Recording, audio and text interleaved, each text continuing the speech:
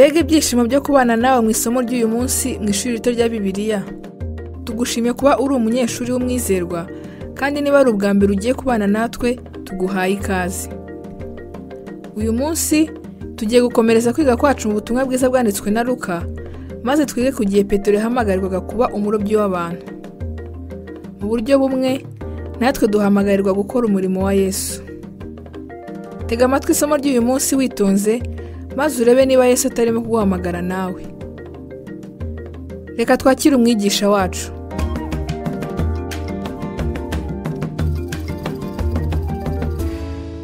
Yesu yarahagaze mu kibaya cy'inyanja ya Genesareti, nuko abantu benshi bamubyiganaho ngo bumve ijambo ry'Imana. Abona amato abiri atsitse ku nkombe y'inyanja, ariko abarobyi bari bayavuyemo bamesa inshundura zabo. Yikira mu bwato bumwe bwari ubwa Simoni, amusaba kubutsura hato ngo buve ku nkombe. Aricara yigisha abantu ari mu bwato. Arangije kuvuga abwira Simoni ati, igira imuhengeri, mujugunye inshundura murobe. Simoni aramusubiza ati, databuja, twakesheje ijoro dukora cyane, nyamara ntacyo twafashe. Ariko kuko ubivuze, reka nzijugunye. Babikoze bafata ifi nyinshi cyane, ndetse inshundura zabo zenda gucika. Barembuza bagenzi babo bari mu bundi bwato ngo baze babatabare, baraza buzuza amato yombi bituma yenda kurengerwa. Simoni Petero ngo abibone, ahera ko yikubita imbere ya Yesu. Vaho ndi databuja, kuko ndi umunyabyaha. Kuko ubwe yari yumiwe n'abari kumwe nawe bose babonye izo fi bafashe, na Yakobo na Yohana bene Zebedayo bari bafatanyije na Simoni, nabo birabatangaza. Yesu abwira Simoni ati, witinya, uhereye none uzajya uroba abantu. Bamaze kugeza amato yombi ku nkombe, basiga byose baramukurikira. Dusomye muri Luka igice cya 5 uhereye ku murongo wa 1 ukagera ku murongo wa 11. Muhawe ikaze muri rindi somo ryo mu ishuri rito rya Bibiliya. Iri somo ni isesengura rya Bibiliya yose, kandi ubu turimo gusesengura igitabo cy'ubutumwa bwiza bwanditswe na Luka. Mu butumwa bwiza bwanditswe na Luka, Luka tubwira ko Yesu yari afite umugambi cyangwa umurimo yaje ashaka gukora. Umurimo Yesu yaje gukora ni ukwamamaza ubutumwa mu bantu bari bakeneye kumva ubwo butumwa, abantu Yesu yise abakene bo mu mwuka. Bari abakene mu mwuka kuko bari impumyi, bari imbohe, bari bashenjaguritse mu mitima, kandi bari bafite ibikomere. Ubwo Yesu yabwirizaga ubutumwa imbohe, yasezeranyije ko bazabohoka. Ubwo Yesu yabwirizaga ubutumwa bw'impumyi, yasezeranyije ko bazahumuka. Ubwo Yesu yabwirizaga ubutumwa bwe abashenjaguritse mu mitima n'abafite ibikomere, yasezeranyije ko bazakira. Uko niko Luka yagaragaje umurimo n'ingamba y'umurimo Mesiya Yesu Kristo yaje gukora. Mu nyigisho yacu ya mbere yo mu butumwa bwiza bwanditswe na Luka, twabonye ko Yesu yatangaje icyamuzanye muri Luka igice cya 4. Yesu yemeje icyamuzanye muri Luka igice cya 5, kandi Yesu yashyize mu bikorwa icyamuzanye mu gitabo cy'ubutumwa bwiza bwanditswe na Luka cyose. Uyu mugambi wa Yesu ni ishingiro ry'ubuzima n'umurimo wa Yesu. Hari ikindi kintu ngira ngo twitegereze ku murimo wa Yesu turimo gusesengura ubutumwa bwiza bwanditswe na Luka. Mu butumwa bwiza bwanditswe na Luka bwose, jya witegereza ko Yesu akomeza guha ubutumira abantu nkanjye nawe, kugira ngo dufatanye nawe gushyira mu bikorwa umurimo ndetse n'umugambi we. Mu butumwa bwiza bwanditswe na Luka, Yesu aratubwira ati, muhora muzengurutswe n'impumyi zo mu mwuka, n'imbohe n'ibisenzegeri. Muhora muhura n'abakene bo mu mwuka. Dushingiye ku isezerano rishya, Kristo wari hano ku isi mu mubiri kumara imyaka 33 aba muri twe ubu ngubu, twebwe abayoboke be. Ni iki Kristo yashakaga gukora igihe yari afite umubiri? Dushingiye ku byavuzwe na Luka, yashakaga gushyira mu bikorwa gahunda ye y'i Nazareti, nk'uko abanyeshuri ba Bibiliya babyita. Ese ni iki Yesu ashaka gukora ubu ngubu ubwo ari twe mubiri we? Isezerano rishya riravuga ngo, nuko rero muri umubiri wa Kristo, kandi umuntu wese wo muri mwe n'urugingo rwacu. Abakorinto ba mbere igice cya 12 n'umurongo wa 27. Nitwe mubiri Kristo afite ubu ngubu. Ni icyo ashaka gukora yigaragariza muri jye nawe? Ntekereza ko igisubizo cy'ibyo cyoroshye. Yesu arashaka gukora muri twe ikintu giteye n'icyo yakoze ubwo yari afite umubiri we bwite. Nusoma ubutumwa bwiza bwanditswe na Luka, itegereza uko Yesu ahora ahamagara abantu kandi ahiga abo bantu kugira ngo bafatanye nawe, baba bafatanyabikorwa nawe gushyira mu bikorwa cyangwa gusohoza umugambi we. Icyo nicyo Yesu arimo gukorana na Petero hano mu gice cya 5 cy'ubutumwa bwiza bwanditswe na Luka. Ntabwo bwari ubwa mbere Yesu ahuye na Petero. Igice cya mbere cy'ubutumwa bwiza bwanditswe na Yohana gisobanura Yesu ahura na Petero bwa mbere. Petero yari afite mwene se witwaga Andereya. Ni Andereya wazanye Petero witwaga Simoni amuhuza na Yesu. Petero ahuye na Yesu, Yesu yamwise izina. Yesu yaravuze ati uzitwa Kefa, risobanurwa ngo ibuye cyangwa Petra cyangwa urutare. Izina risobanuye gukomera cyangwa guhama. Iyo umenye uyu mugabo Simoni, ubona ko ikintu kimwe kiranga ubuzima bwe kurusha ibindi ari uko ubuzima bwe butari butuje cyangwa buhamye. Ntabwo yari ahamye, ariko ntekereza ko abikunda iyo Yesu amwise uhamye. Hashize imyaka 3 Yesu yita Petero urutare. Mu gitabo cy'ibyakozwe n'intumwa Petero n'urutare. Ujye ubigerageza ku bana bawe, ujye ubigerageza ku mufasha wawe, ujye ubigerageza ku mutware wawe, kuko icyo ari cyo cyose wisa abantu bagerageza kukiba. Iyo umuntu umubwiye ko ari 0 cyangwa ubusa, hari ubwo abiba. Ariko iyo umubwiye ikinyuranye n'icyo, nibwo ubona ukuntu bigira ingaruka zikomeye ku buzima bwe. Uko niko Yesu yita uyu mugabo Simoni. Yesu yabwiye Simoni muri Matayo igice cya 4:19 ati, nimunkurikire nzabagira abarobyi b'abantu. Icyo banza ari cyo gikorwa kiri hano muri Luka igice cya 5, Matayo atubwira muri Matayo igice cya 4:19, uretse ko Luka batubwira byinshi birenze ibya Matayo. Yesu yarimo kubwiriza abantu benshi mu gitondo ku nkombe y'inyanja ya Galilaya. Abo bantu benshi bari begereye Yesu cyane bageze ku mazi. Uwo munsi Yesu arimo kubwiriza abo bantu bose, ntegeza ko intego ye cyangwa umugambi we wari umurobyi mukuru warimo koza inshundura, wari ubabaye kuko yari yamaze ijoro ryose ariko ntiyashobora kugira icyo aroba. Yesu yari abizi ko nyuma y'imyaka 3 gusa uyu mugabo azabwiriza ikibwiriza gikomeye cyane ku munsi wa Pentekote, maze abantu 3,000 bagakizwa. Petero azongera abwirize, maze abantu 5,000 bakizwe. Yesu yari abizi ko uyu mugabo azanyura mu muhanda, maze abarwayi n'ibimuga bagakambakamba kugira ngo igicucu cy'uyu mugabo kibagereho, kuko nikibageraho bazakira. Yesu yari abizi ko uwo murobyi ukomeye azakora ibyo bintu nyuma y'imyaka 3 gusa.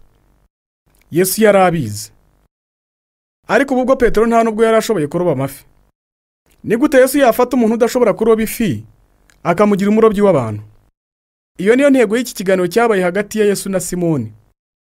Yesu niwe watangije ikiganiro yagiranye na Petero ubwo yasabaga Petero ko amutiza ubwato bw'akabwiririzamo. Ntabwo nzi ko Petero byamushimishije, ariko yaravuze ati yego rwose, maze akomeza koza inshundura ze. Yesu yicara mu bwato bwa Simoni yigisha abantu. Yesu arangije kwigisha ahindukirira Petero maze aramubwira ati, ngwino tujye kuroba Petero we. Ntekereza ko Petero atishimiye kongera kujya mu mazi ngo ajye kuroba amafi. Simoni yari yaraye ijoro ryose ntiyagira ifi abona, ariko yemera kujyana na Yesu. Bageze aho amazi ari maremare, umwami aravuga ati, mujugunye inshundura murobe. Ntekereza ko Petero yasubije ashidikanya ati, databuja. Amwita databuja. Twakesheje ijoro dukora cyane, nyamara ntacyo twafashe. Mpora ntekereza ko hahise habaho gutuza kw'amasegonda nka 30. Umwami yahuje amaso na Petero kumara amasegonda nka 30, maze Petero aravuga ati, ariko kuko ubivuze reka nzijugunye. Nuko ajugunye inshundura mu mazi maze zuzura amafi.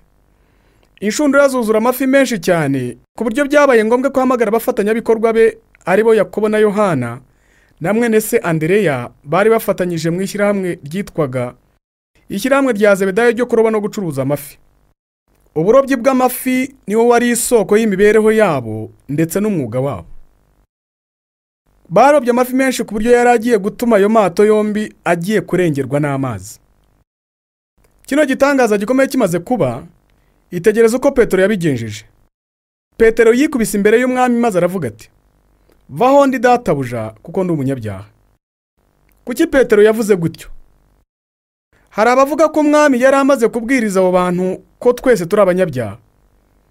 Ikindi gishoboka nuko Yesu yaba yarimo guhamagara Petero kugira ngo abe umufatanyabikorwa we mu gusohoza gahunda y'i Nazareti. Arimo kugerageza kubwira Petero ati, wakwemera tugafatanya muri gahunda yanjye yo guhumura impumyi, kubohora imbohe no gukiza ibisenzegeri? Wahindura icyerekezo cy'ubuzima bwawe ukava mu kuroba amafi, kandi ukamenya ko bishoboka ko wabaho ubuzima bwose uroba amafi? Birashoboka yuko Petero arimo kuvuga nyuma yo gusobanukirwa ibyo umwami arimo gukora ati, mbisa mwami, jye ntacyo nakumarira. Ntabwo nshoboye gusoma no kwandika. Ni ukuri hari igihe mpubuka kandi nkarakara cyane. Mbisa vaho ndi, jyewe ndi umunyabyaha. Ntabwo nkwiriye. Ibanze ibyo ari byo Petero abavuga iyo yikubise imbere ya Yesu. Yesu arimo kugerageza gufata uyu mugabo wari ufite gahunda imwe gusa mu buzima, kuroba amafi, ngo amugeze ahantu aho gahunda yihinduka ikabiye, kuroba abantu. Yesu yashakaga gufata uyu mugabo utarashoboraga no kuroba amafi akamwigisha uko yaroba abantu. Kugira ngo ashobore kubikora, umwami yagombaga kubanza kugira ibintu amwigisha. Icya mbere, Yesu yagombaga kwigisha Petero ibi: Petero, ntabwo ari wowe murobyi muri ubu bwato. Ni jye murobyi, ariko ndi kumwe nawe mu bwato. Ndi kumwe nawe. Ubwo Petero yitaga Yesu databuja, aba arimo gutuma hibazwa ikibazo kigira kiti, ninde murobyi uri muri ubu bwato? Birumvikana ko umwami yasubije avuga kandi agaragaza ngo, Petero, ni jye murobyi muri ubu bwato, ntabwo ari wowe. Icyakora ndi kumwe nawe muri ubu bwato, Petero. Ikintu cya kabiri umwami arimo kwigisha Petero ni iki: Petero, nta nubwo ushoboye kuroba amafi, ariko jyewe ndabishoboye kandi ndi kumwe nawe mu bwato. Ubwato bumaze kuzura amafi, amato yombi yari bugufi kurengerwa bitewe n'uburemere bw'amafi barobye.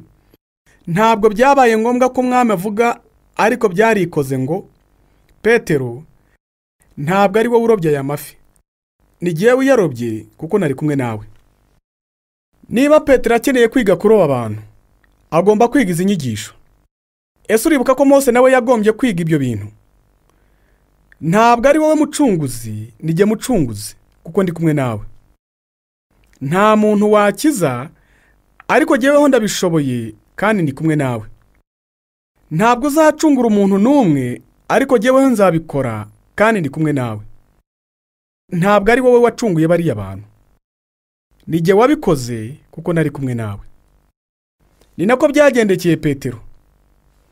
Niba Petero ashaka kuroba abantu, agomba kumenya umurobyi uwo ari we. Ninde murobyi iyo ari ukuroba abantu? Wari uzi yuko iyo urimo kugerageza kuyobora umuntu kuri Yesu Kristo, uba urimo kugerageza gukora ibidashoboka iyo udafashijwe n'Umwuka Wera? Yesu yaravuze ati, urimo kugerageza gukora ibidashoboka. Ntabwo byananira Imana, ariko ku muntu ni ibidashoboka. Ntabwo ari uko bigoye, ahubwo ntibishoboka. Umwuka Wera niwe muvugabutumwa, maze Yesu akaba umurobyi. Ibyiringiro byonyine uba ufite iyo ujya kuroba abantu nuko bari kumwe nawe mu bwato bwawe. Ntabwo waroba abantu, ariko warabishoboye kandi ari kumwe nawe. Kandi umutwaro wo kubona abantu bakizwa ntabwo ari we ngombwa. Ntabwo ari uko ubitayeho cyangwa ushaka kubitaho. Icyo ashaka nicyo cyangombwa. Gushaka kwe ntikujya kunyeganyega. Ukwawe kuranyeganyega, ariko kwe ntikujya kunyeganyega. Iyo igitangaza kibaye umuntu agakizwa ari wowe ubimufashijemo, ntuzigere wibagirwa ko atari wowe wabikoze. Yesu niwe uba wabikoze kuko yari kumwe nawe. Iyi nkuru nziza ya Yesu na Petero, ukuguhura kwabo kugaragaza ibintu byinshi. Ukuguhura kugaragaza ko Yesu wazutse aba muri twe. Ibi tubona bigaragazwa iyo Yesu ageze mu bwato na Petero. Yesu ari mu bwato bwa Petero ni ishusho yo kuba dutuwemo n'Umwuka Wera. Iyo ageze mu bwato, icyakurikiyeho ni, Petero, ubu ni jye mutware w'ubu bwato, ngaho reka tujye kuroba. Yesu ahera ko ha Petero amabwiriza. iyo wakiriye Kristo mu buzima bwawe, iyo umukinguriye umuryango ukamwakira mu mutima wawe, igikurikiraho ni ugiye kumukoresha iki? Arategeka. Kuzura umwuka wera bisobanuye kugengwa n'umwuka wera. Iyo wemereye Kristo gutwara ubuzima bwawe burundu, ubwo nibwo ubuyoborwa n'umwuka wera. Ibyo bigaragazwa muri iyi nkuru. Ubwato bwa Petero iyo bwuzuyemo amafi, ibyo bigaragaza icyo bivuze guhabwa umugisha n'umwuka. Wabaho ubuzima bwawe na Yesu Kristo mu nzego nyinshi zitandukanye. Wabeshwaho na Yesu Kristo aho ishimangira riba riri. Ese ndimo kubona ibintu byose ngomba kubona muri Kristo? Iyo ubwato bwa Petero bwuzuye amafi, ubona ishusho y'ibyo. Kubeshwaho na Kristo bigomba kurema itandukaniro rinini cyane mu buzima bwawe, maze umugisha ugasendera ukagera ku bandi. Ariko hari n'ikindi gitekerezo muri iyi nkuru. Iyi nkuru itangira, ubona Petero asaba Yesu kwinjira mu buzima bwe kandi agashyira Yesu muri gahunda ze. Mwari mwumva abantu bavuga bati, mfashe icyemezo cyo gushyira Yesu muri gahunda zanjye. Ibyo byumvikana nk'aho ari byiza iyo ukibyumva, ariko iyo ubitekerejeho gatoya, ubona ko atari ko biri. Ikibazo ntabwo ari ese waba warakiriye Yesu mu buzima bwawe? Ese ari mu buzima bwawe? Ari mu migambi yawe? Ikibazo ni iki? Ese ufite ubuzima bwe kandi yaba agufite muri gahunda ze? Hano Petero atangira kubeshwaho na Kristo ubwo bwato bwe bwuzuraga amafi, ariko iyo Yesu avuze ati, Petero, roba abantu, rekeraho kuroba amafi, ahubwo roba abantu, Petero atangira kugira uruhare mu murimo wa Yesu, maze Yesu agashyira Petero mu migambi ye. Iryo ni ryo tandukaniro. Wabonye ko ku musozo w'iyi nkuru, nyuma yo kuroba aya mafi yose, aho watekereza ko Petero yagombye kuvuga ati, sijya ubona turangije nkajyana aya mafi mu isoko kuyagurisha, abantu bamaze igihe kirekire ntabashyira amafi. Dusoma ko Petero yasize ayo mafi yose. Yasize byose maze akurikira Yesu. Muri Matayo igice cya 4 n'umurongo wa 19, arababwira ati, nimunkurikire nzabagira abarobyi b'abantu. Nimunkurikire. Urwo ni rwo ruhare rwanyu. Nzabagira. Urwo ni uruhare rwanjye. Nimunkurikire. Ako niko kazi kanyu. Nzabagira. Ako niko kazi kanjye.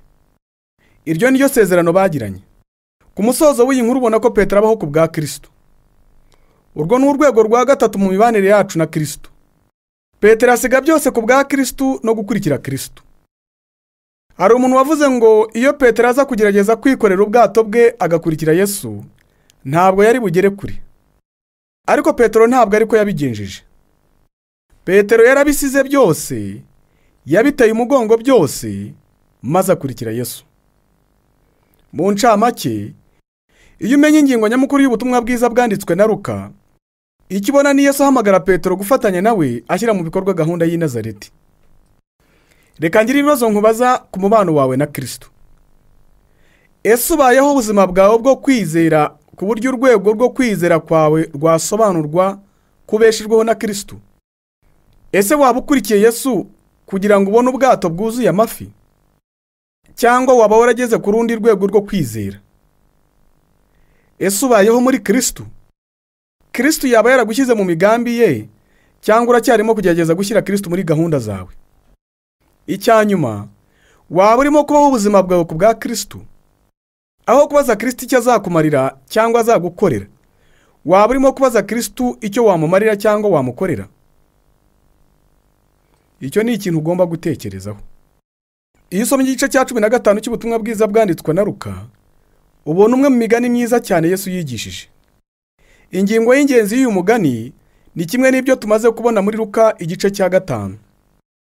Yesu arimo kugerageza guhamagara abantu kugira ngo bafatanye nawe gushyira mu bikorwa gahunda ye cyangwa icyamuzanye ku isi. Muri Luka igice cya 14, Yesu yabwirije ikibwiriza gikomeye. Muri Luka igice cya 15 hari ibisubizo bibiri by'ikibwiriza cye gikomeye. Abategetsi n'abanyabyaha baganira ku kibwiriza cye, maze baramugota asigara hagati yabo. Ariko abafarisayo n'abanditsi, abanyamategeko, bajya inyuma nabo bakora uruziga. Habaye inziga ebyiri. Yesu yari hagati mu ruziga rw'abanyabyaha n'abategetsi. hanyuma habaho n'undi ruziga rugari rugizwe n'abanyadini barimo kubaza bati, kuki arimo kuvugana n'abariya bantu? Yesu yigisha abanyadini bari mu ruziga rwo hanze uyu mugani ukomeye dusanga muri Luka 15. Yesu yarimo kubasobanurira irimo kuba mu ruziga ruri imbere. Kandi Yesu yarimo guhamagarira abagize uruziga rwo hanze kugira ngo bafatanye nawe mu mirimo irimo kuba mu ruziga rw'imbere. Uyu mugani wose witwa umugani w'ibintu byazimiye.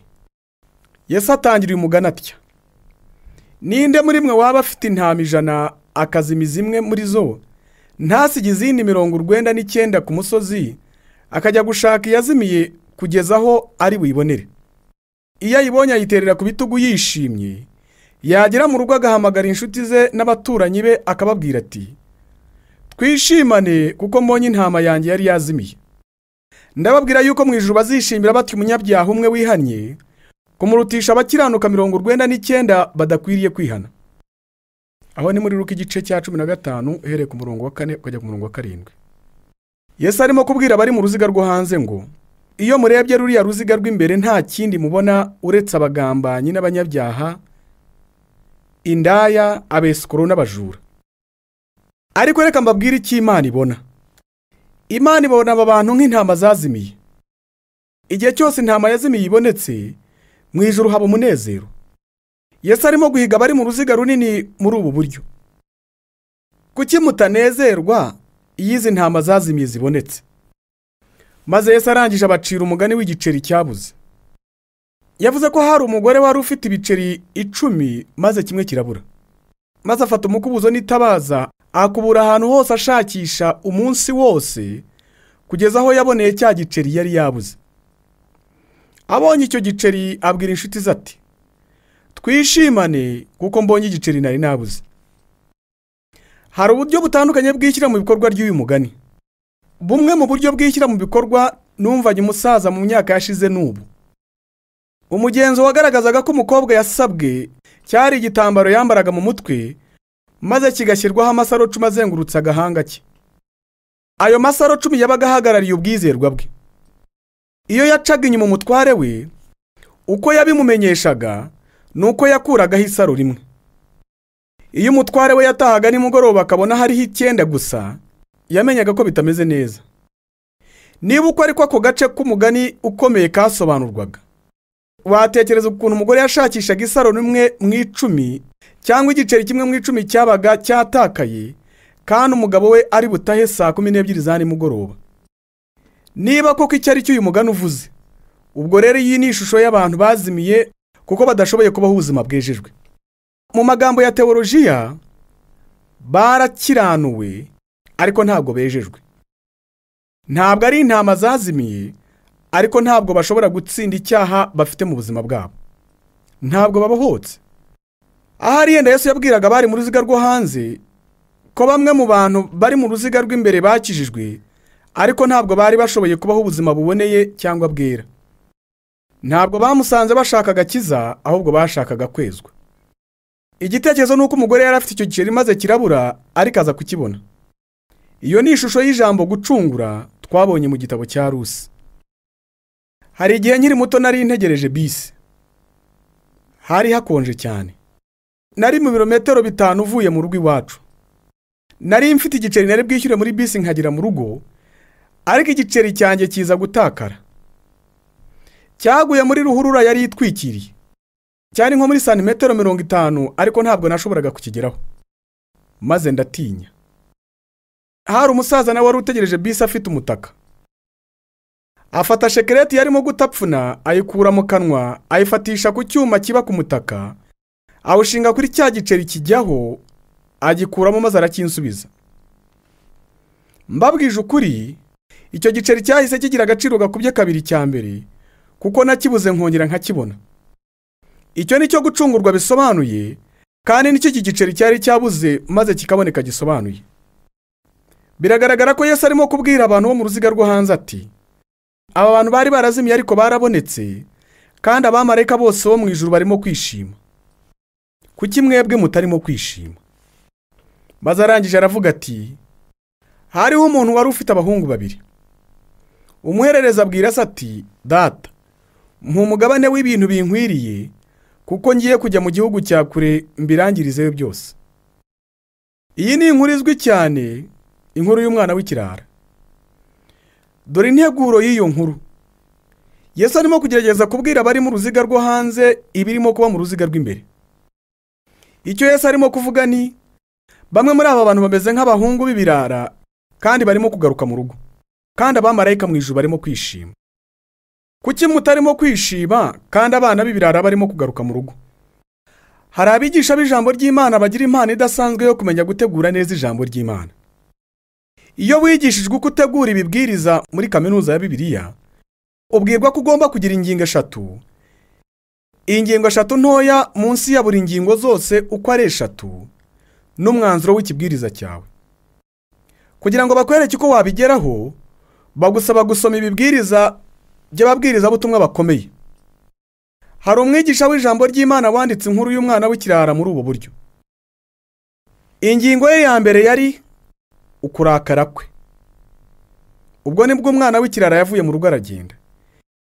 Ingingo ye ya kabiri yari agahinda ke. Icyo ni igihe umwana w'ikirara yari mu gihugu cya kure. Ingingo ye ya gatatu yari umunezero we. Icyo ni igihe umwana w'ikirara yagarukaga mu rugo. Umwanzuro we wari hindukira cyangwa urimbuke. Iyo ni incamake nziza y'ikibwiriza giteguye neza. Mu mpine, iyo niyo nkuru y'umwana w'ikirara wari urugero rw'umuntu wazimiye uri muri urwo ruziga rw'imbere. Aca uwo mugani, Yesu yarimo kubwira abantu bari mu ruziga rwo hanze ngo mwebwe murabona abanyabyaha gusa. Reka mbabwire icyo Imana ibona. Imana ibona abantu bameze nk'intama zazimiye. Ntabwo ziba zizi gutandukanya ukuboko kw'iburyo n'ibumoso, ariko zirimo gukizwa zikurwa mu kuzimira kwazo, kandi ijuru ryose ririmo kwishima. Kuki mutarimo kwishima? Imana ibona abantu bazimiye nka kiriya giceri, kandi Imana irimo kubacungura. Imana irimo kubakura mu buyobe bwabo. Ijuru ryose ririmo kwishima. Kuki mutarimo kwishima? Imana ibona abantu bashobora kuba basa n'ingurube, hari n'ubwo banuka nk'ingurube, ariko ntabwo ari ingurube, atari uko batari mu biraro by'ingurube byo muri iyi si. Ni abana, kandi barimo kuva bagaruka mu biraro by'ingurube byo muri iyi si. None ijuru ryose ririmo kwishima. Kuki mwebwe mutishimye? Nemera ko ingingo nyamukuru y'umugani w'ibintu byazimiye muri Luka igice cya 15 ari iyi. Umwana w'ikirara agarutse, habayeho ibirori bikomeye. Habayeho kubyina no kunezerwa, ikimasa kibyibushye cyane kirabagwa. Maze mukuru w'umwana w'ikirara ataha avuye mu kazi. Yahoraga akora cyane igihe cyose buri munsi. Abaza umwe mu bagaragu ati, ibi birori byose ni iby'iki? Umugaragu aramusubiza ati, murumuna wawe yagarutse, kandi so yishe ikimasa kibyibushye, kandi yishimye cyane birenze. Maze tugasoma ngo mukuru ararakara cyane, yanga kujya kwifatanya ibyishimo nabo. Nyamara se ugaragazwa nk'umusaza wirukanka akajya gusanganira umwana we w'ikirara, akamuhobera, akunda umuhungu we mukuru nawe. Se yarasohotse yinginga umuhungu we mukuru, aramubwira ati, muhungu wanjye, uhorana nanjye kandi uri umwizerwa, kandi ibyo ntunze byose ni ibyawe. Ariko murumuna wawe yari yarazimiye. Ntabwo se ubyumva? Ubu rero yabonetse. Yari yarapfuye, none ubu ni muzima. Kuki utarimo kwijuru ukishimana n'abandi? Uru ni urugero rugaragaza icyarimo kuba ubwo Yesu yigishaga uyu mugani ukomeye avuga ku bintu byazimiye. Abantu bari mu ruziga rwo hanze bahagararira umuhungu mukuru. Abafarisayo n'abanditsi nibo bari bahagarariye umuhungu mukuru. Abanyabyaha barimo gukizwa, ijuru ryose ryarimo kwishima. Bari barakaye, maze bibabuza kuba bakwinjira ngo nabo bakora ibyarimo gukorwa mu ruziga rw'imbere. Ariko umugani w'ibintu byazimiye wo muri Luka igice cya 15 usobanuye ngo iyo ubonye se asohoka akajya kwinginga umuhungu mukuru kwinjira nawe agafatanya n'abandi kwishima, ubona urugero rw'ibyarimo kuba ubwo Yesu yigishaga uyu mugani ukomeye. Yesu Kristo ahagaze hagati mu ruziga rw'imbere azengurutswe n'abakoresha b'ikoro n'abanyabyaha, atumira abanyadini gufatanya nawe mu murimo wo gukizwa kw'abantu.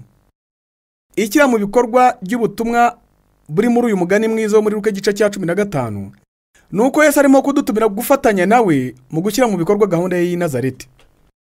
Luka tubwira ko Mesiya yari afite umugambi. Nazanywe no kubwiriza ubutumwa bwiza abakene, impumyi, imbohe n'ibisenzegeri byo muri iyi si. Nimbwiriza ubutumwa bwiza abakene, impumyi zizahumuka, imbohe zizabohoka n'ibisenzegeri bizakira. Iyo Yesu arimo guhamagara Petero, aba arimo kuvuga ngo, Petero, roba abantu, fatanya nanjye gusohoza umugambi wanjye. Iyo ugeze muri Luka igice cya 15, nanone uhabona uko kuri gutanzwe mu buryo bwiza cyane. Icyo Yesu arimo kuvuga muri iyi migani yose y'ibintu byazimiye muri Luka igice cya 15 ni ubutumwa buva mu bantu bari mu ruziga rw'imbere bujya mu bantu bari mu ruziga rw'inyuma. Mu ruziga rw'imbere harimo gutangarizwa gahunda y'i Nazareti. Ubutumire burimo guhabwa abantu bari mu ruziga rwo hanze n'ubu: nimwinjire namwe mukore birimo kubera mu ruziga rw'imbere.